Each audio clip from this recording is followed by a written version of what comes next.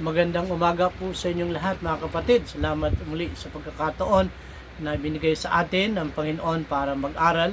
Ang ating pag-aaral ngayon ay makikita po natin sa 2 Timothy chapter 1 verse 7. Sabi po ng Bible, "For God hath not given us the spirit of fear, but of power and of love and of the sound mind." Yan po yung ating pag-uusapan po ngayon. Tayo po ay manalangin. Ang naming Diyos Ama, kami po ay nagpapasalamat sa iyo sa umagang kay ganda at ngayon po ay mag-aaral po kami ng iyong salita. Pangunahan at gabay mo po kami sa oras na ito.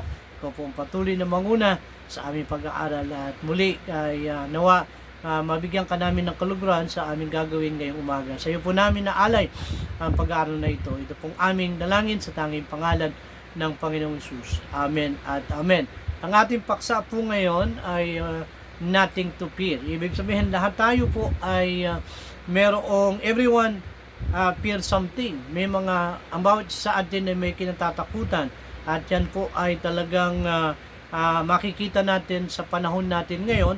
Kaya nga kung tatanungin natin what man peace, ano po ang kinatatakutan ng tao? Merong mga taong natatakot sa insekto, may mga natatakot sa daga, may natatakot sa ahas, may natatakot sa mataas na lugar, may mga taong natatakot sa dagat o sa swimming pool, baka sila ay malunod, may mga natatakot na mabigo, magutom, maghirap at tumanda. Yan yung pong kinatatakutan ng maraming tao, mawala ng trabaho o kaya naman magkasakit o kaya mawala ng loved one sa buhay.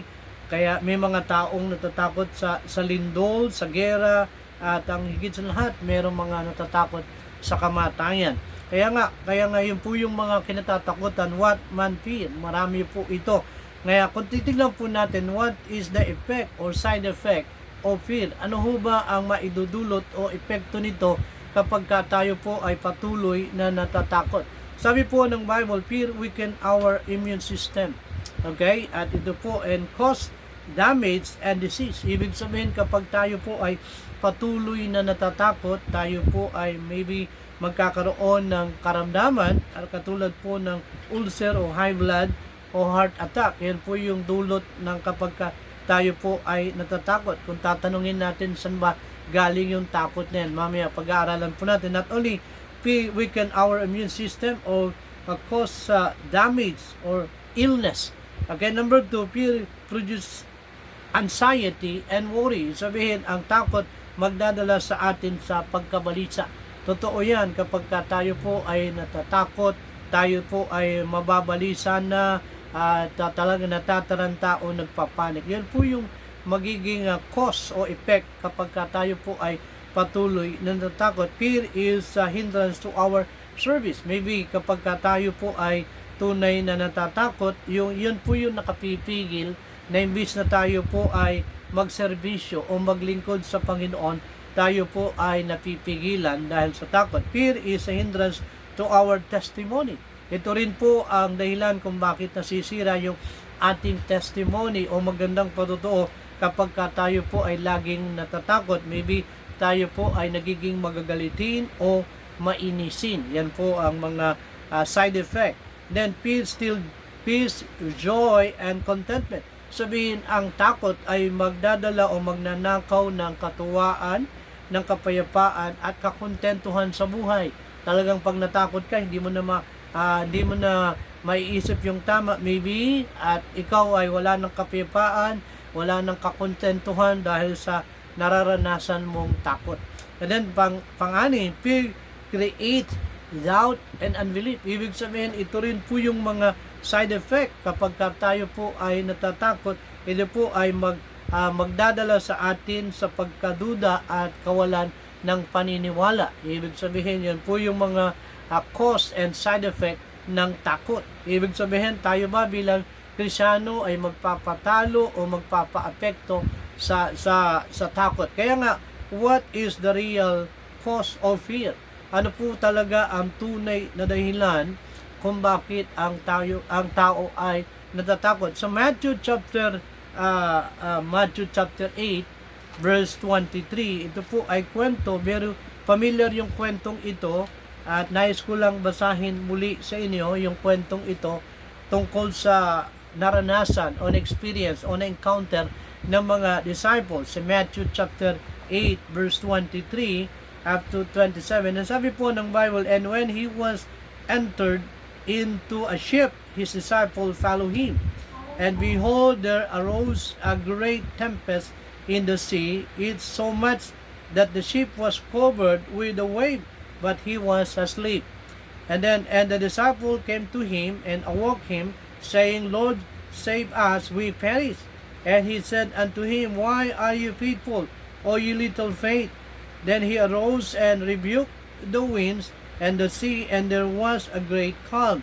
Verse 27, But the man marveled, and saying, What manner of man is this, that even the winds and the sea obey him? Ibig sabihin, yun po yung nangyari o pangyayari sa mga disciples. Kung itataas po natin yung basa, before sailing, bago sila mamangka, ano po yung ginawa ni Kristo na nakita ng mga disciples? Well, ang Diyos po ay gumawa ng milagro, no? Miracle surprise. Siya po ay nagpagaling ng mga may sakit na leprosy, keto, at pinagaling ng Panginoon ang centurion, yung alipin ng centurion, at yung mother-in-law of Peter ay kanyang pinagaling din. Ibig sabihin na siya po ay nagpalayas ng masamang espiritu, siya po ay nagpagaling ng mga saring sakit. Yan po yung ginawa ni Kristo bago sila maglakbay. After, bago sila pumalaot, sila po ay nagpunta na sa kabilang ibayo. No? Nung sila ay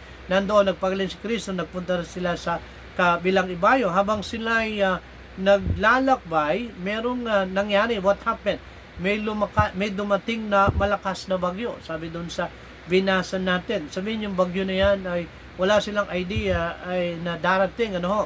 At super lakas po, no, nung bagyo, no, na nung dumating yung bagyo ay nasa kalagitnaan sila. Yung bagyong yan ay malakas. Sabi po ng Bible, the great storm or typhoon, ang sabi po ng Bible, ano ang naramdaman o reaction ng mga alagad nang dumating ang malakas na bagyo? Tayo din. Ano ang pwede nating maramdaman kapag may bagyo sa buhay natin? Ito po yung reaksyon o attitude ng mga disciple nung dumating yung malakas na bagyo. Nagpanic sila, na-stress sila, na-discourage sila, at sila po ay natakot. Well, ano po ba yung kinatatakutan ng mga alagad o disciples? Fear of death. Maybe yung mga disciples, may mga ilang marunong lumangoy, may mga ilang hindi marunong lumangoy. Ibig sabihin, kalahati maybe o 3/4 ng mga alagad ay hindi po marunong lumangoy. Natatakot silang mamatay. At ano yung ginawa at sinabi ni Kristo doon sa mga disciples? Bakit anong sinabi ni Kristo doon sa mga disciples? In verse 25, and his disciples came to him and awoke him, saying, Lord, save us, we perish. Anong ginawa? Anong ginawa at sinabi kay Kristo ng mga disciples? Sila po ay sinabi ng isa sa mga disciples, bakit ka natutulog? Kami ay natataranta, at ginising siya, at sabi ng mga alagad, kami ay napapahamak.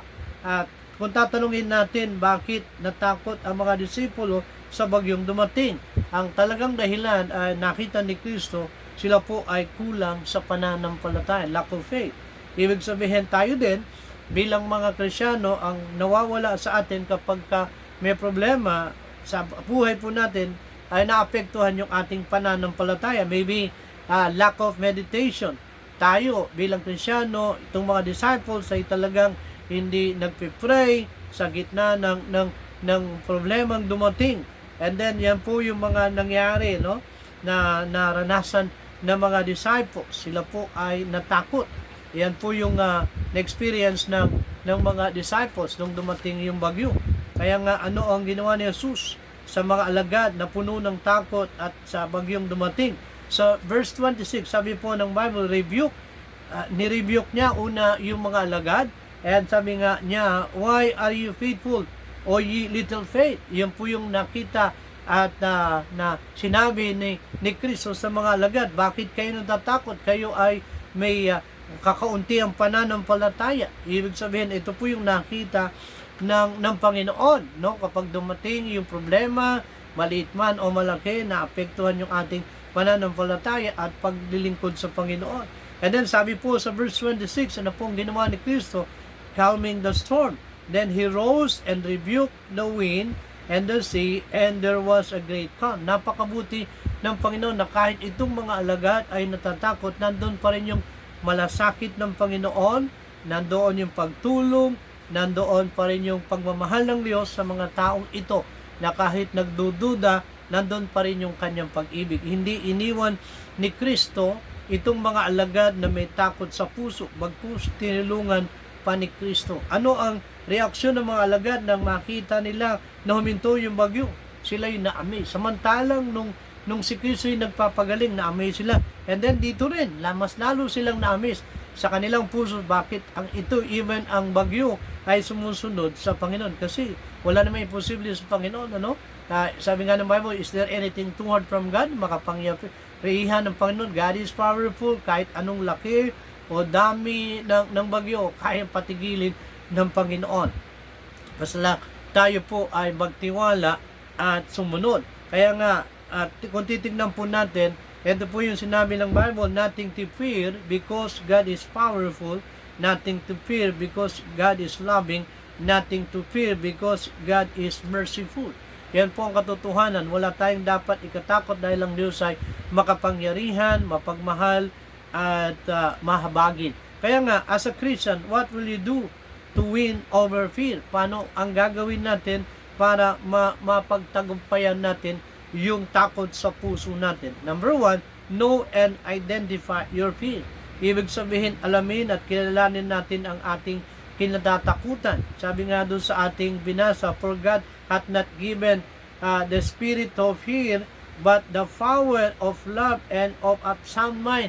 Ibig sabihin, saan ba talaga nanggagaling yung takot na ito? Maybe tayo ay gawa-gawa natin maybe yung takot, o maybe may kinalaman si Satanas doon sa ating nararanasang takot. Kilalanin natin at alamin natin kung ano yung ating kinatatakutan. Baka ito ay nasa isip lamang, di ba? Pero God is good. Tutulong siya sa atin para tayo po ay kanyang bantayan at tulungan sa ating mga kinatatakutan. Not only know and identify your fear, number 2, realize that God is with us.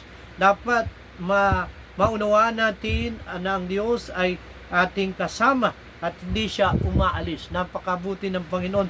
Katulad ng mga disciples na natatakot, hindi sila iniwan at pinabayaan ng Panginoon. Sabi doon sa Psalms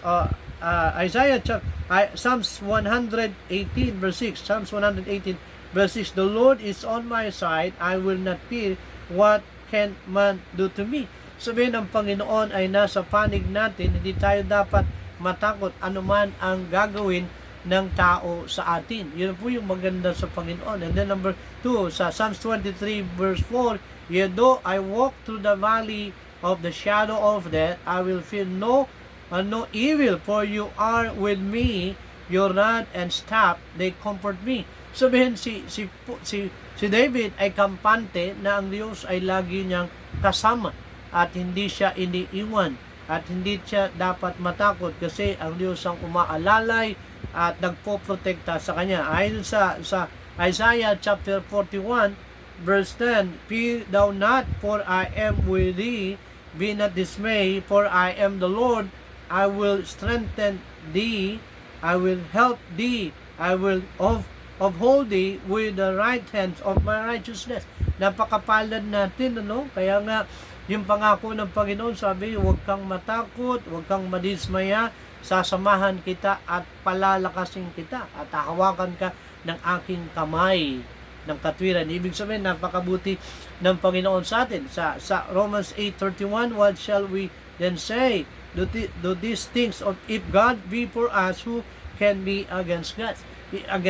Ibig sabihin, malakas ang ating loob na sabihin ko ang Diyos ay kakampi natin, sino ang laban sa atin? Kakampi natin ng Panginoon. Sarap maging kakampi ang Panginoon.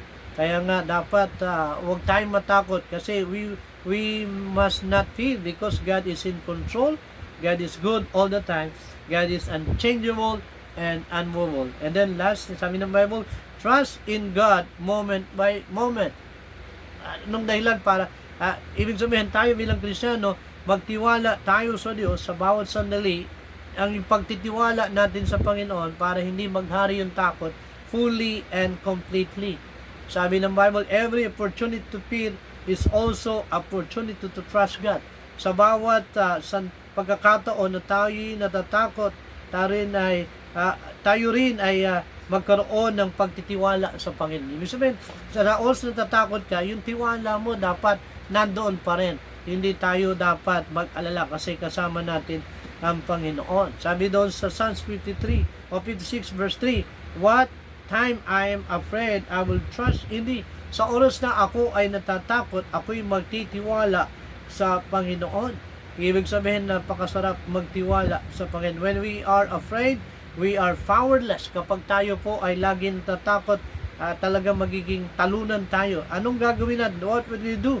Sabi ng Bible, surrender your fear to God and trust Him always. Yun po ang gusto ng Panginoon sa atin. Walang dapat ikatakot kung kasama natin ng Panginoon. Napakabuti ng Diyos. Never nagpabaya ang Diyos sa atin bilang Kristiyano. Sana pagtiwalaan po natin yung pangako ng Panginoon. Nothing to fear. Because God is with us. God is in control. Because God is loving and merciful. God is unchangeable. Nothing to fear kung anak tayo ng Diyos. Kasi mahal niya tayo. Tayo po yung manalangin. Ang maraming Diyos Ama, salamat po sa inyong paalala. Salamat po sa inyong salita. Tunay Panginoon, ang mensahe po Panginoon ay para sa amin na walang dapat ikatakot dahil anak mo kami, mahal mo kami. Yung pangako mo ay kailanman hindi nagbabago, laging bago ang pangako mo at hindi kumukupas. Nawa itong aming narinig at natutunan ay aming i-apply sa aming buhay bilang mananampalataya. Sa iyo po namin naalay ang pag-aaral na ito, naway pinagpala mo kami sa araw na ito sa mga napakinggan at natutunan po namin. Para maging blessing din po sa kanila, ay share po namin ang salitang ito na aming narinig at natutunan. Maraming salamat po. Lahat ng ito ay binabalik at ang lahat ng ito ay binabalik ang papurit pasalamat sa iyo. Ito pong aming dalangin sa tanging pangalan ng Panginoong Hesus. Amen at Amen. Praise God at magandang umaga sa inyong lahat. Pagpalain po tayo ng Panginoon.